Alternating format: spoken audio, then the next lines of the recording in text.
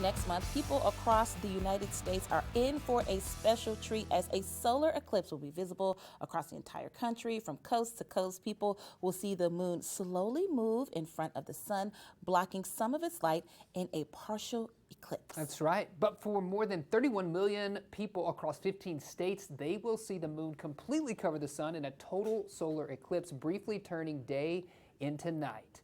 The contiguous United States won't see another total solar eclipse until 2044. Joining us now is NASA expert Dr. Alex Young, NASA Associate Director of Heliophysics, astrophysicist, to tell us more about how we can prepare for this exciting show. Thank you for joining us. Thanks for having me. Of course. So, Dr. Young, can you describe what's going to happen during this celestial event? Yeah, so we have a great alignment between the sun, moon, and earth. The moon will move in front of the sun and slowly start to cover it, kind of eating away at it.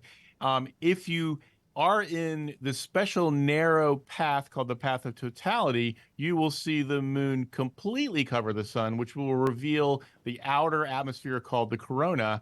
And where you are, you're going to get very, very close. You're going to hit between 98 and 99% of the moon will be covered. And you will still experience a lot of the changes in the environment around you as you get close to completely covering the sun. Yeah. As people are preparing for the eclipse, Dr. Young, we've been told not to look directly into the sun. So how can we safely view this solar eclipse?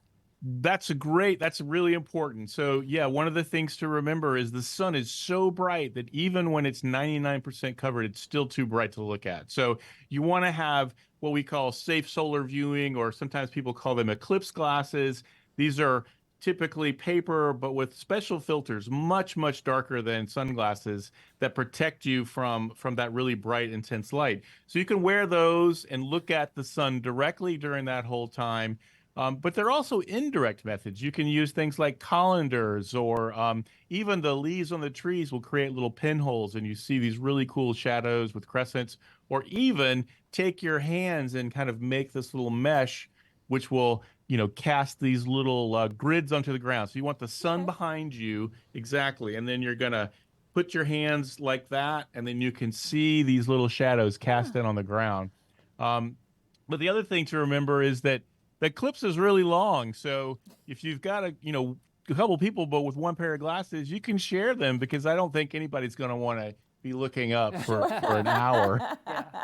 Absolutely. Okay, so we've got this eclipse coming up. How is this one different from the one that happened in 2017? Well, there's a couple of things. So, the one in 2017 started in Oregon and went down towards South Carolina. This one's starting in Mexico, going through Texas, Arkansas, up into Canada.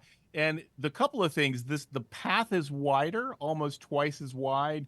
But also, if you're in the path of totality, you will experience up to 2 minutes more of totality. So the overall eclipse is going to be longer. And for those who can see the corona, it's going to look different because the sun is actually different. We're actually in a period of solar activity, high activity. And so the very structure will be very different than it was in 2017.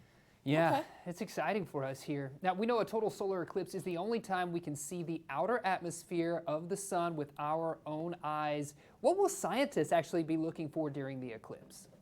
Well, it is a unique opportunity because in visible light, in the light that you and I can see with our own eyes, we cannot look at the corona except during a total solar eclipse. So this is a really unique opportunity to study this very important part of the atmosphere. And this is where space weather or solar activity comes from that can impact our technology. But it's also an opportunity to study our atmosphere, because when the moon's shadow moves across the atmosphere, it's changing it very quickly. And it allows us to study how the atmosphere changes, how it responds, and gives us really, really unique opportunity to see all the different layers of what's happening. Yeah, for sure.